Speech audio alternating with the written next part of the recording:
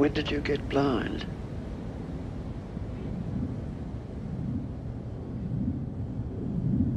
It happened just a few days before you were born.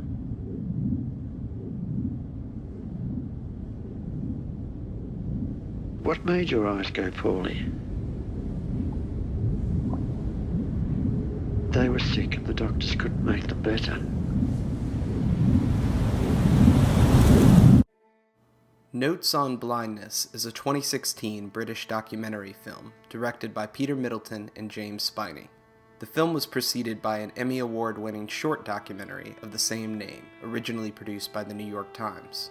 Both films tell the story of writer and theologian John M. Hull, who slowly lost his vision over a period of decades. Hull documented his descent into blindness by recording himself on audio cassettes, describing the experience. In 1990, Hull used the material to publish his autobiography, Touching the Rock, An Experience of Blindness. More than 20 years later, the original audio recordings were rediscovered, leading to the production of the short film, and the success of that project led to the creation of the feature-length documentary. With over 16 hours of audio recordings, the filmmakers compiled the most poignant excerpts, focusing on the emotional and psychological effects Hull's loss of vision had on himself and on his family. To aid the audio components, the filmmakers used actors to recreate select moments from Hull's life. In addition, they created a series of more abstract and poetic imagery to visually portray the process of going blind. It's an interesting visual strategy to take for a story about blindness, and it's effective. The often beautiful imagery allows the viewer to appreciate what is truly being lost. The film also does an effective job of demonstrating the psychologically isolating effects of blindness.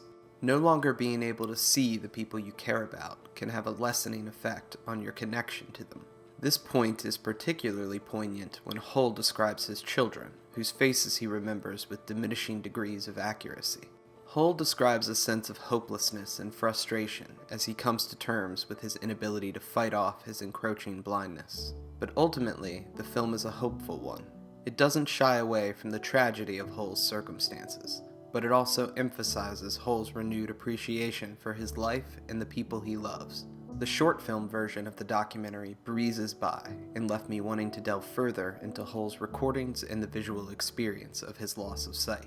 However, there are moments where the feature-length documentary drags.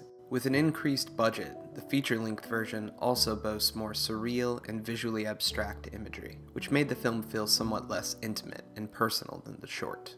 Overall, I think both films are effective in the presentation of one man's loss of sight, and the emotional and psychological struggle that must accompany such a radical change.